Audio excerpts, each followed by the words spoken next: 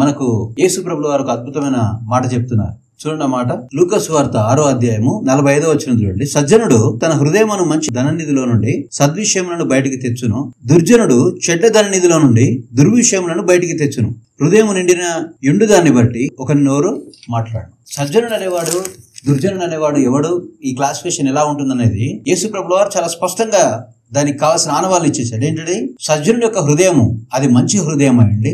అంటే సజ్జనుడు తన హృదయాన్ని మంచి వాటితో నింపుకుంటాడు, ఆత్మఫలాలతో నింపుకుంటాడు, దేవుడిచ్చే జీవవాక్యంతో నింపుకుంటాడు, సత్యము ప్రేమ అనే వాటి మీద తన హృదయాన్ని కట్టుకుంటాడు, తన జీవితాన్ని కట్టుకుంటాడు. ఆ సత్యము ప్రేమ మరియు విశ్వాసం నిరీక్షణ అనే సంబంధమైన వాటితో, అంటే జీవం గల దేవుని యొద్ద నుండి బయలుదేరే ప్రతి మేలకర అంశాల నుండి తన హృదయాన్ని సజ్జనుడు నింపుకుంటాడు. అలా నింపుకున్న తన హృదయంలో నుండి సజ్జనుడు సద్విషయాలు బయటకు తీసుకొస్తాడు. ఇది సజ్జనుడికి ఉండే లక్షణం. ఇది సజ్జనుడి లోపల యేసుక్రీస్తు ప్రభుల వారు కనుగొన్న లక్షణం. అలాగే దుర్జనుడి లోపల యేసు ప్రభుల వారు ఎటువంటి లక్షణం చూస్తున్నారు చూడండి. వాడు తన హృదయం అది అప్పటికే చెడిపోయింది గనక, ఎవరు చెడగొట్టుకున్నారు దాన్ని? దేవుడు చెడగొట్టాడా? కాదు. ఆ దుర్జనుడు తన హృదయాన్ని మొత్తము చెడ్డ విషయాలతో నింపుకున్నాడు. అవునా?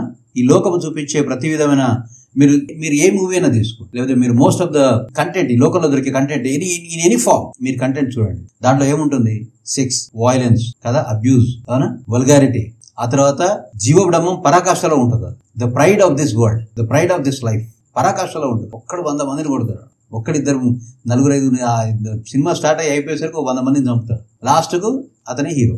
సో దుర్జనుడు ఏం చేస్తాడంటే ఈ లోకంలో దొరికే ఇటువంటి చెడుతో తన హృదయాన్ని నింపుకుంటాడంట. నింపుకొని ఆ హృదయాన్ని ఎట్లా మార్చుకుంటాడంట? చెడ్డ హృదయంగా మార్చుకుంటాడు. మార్చుకొని దాంట్లో ఏం తీసుకొస్తాడంట? చెడ్డవి తీసుకొస్తాడంట. అటువంటి వాడిని యేసు ప్రభుల వారు ఏమని చూస్తున్నాడు? ఎలాంటి వ్యక్తిగా చూస్తున్నాడు? దుర్జనుడు, అవునా, దుర్జనుడు అని చెప్పి చూస్తున్నాడు. సో ఇప్పుడు చెప్పండి, నీకు భూమి మీద దేవుని యొక్క ఆశీర్వాదాలు పొందుకొని క్షేమకరమైన జీవితాన్ని జీవించాలని నీకుంది. ఎటువంటి సమస్యలు లేకుండా, ఎటువంటి వివాదాలు లేకుండా, ఎటువంటి శ్రమలు లేకుండా నువ్వు ఒక క్షేమకరమైన జీవితం జీవించాలని నీ ఆశ.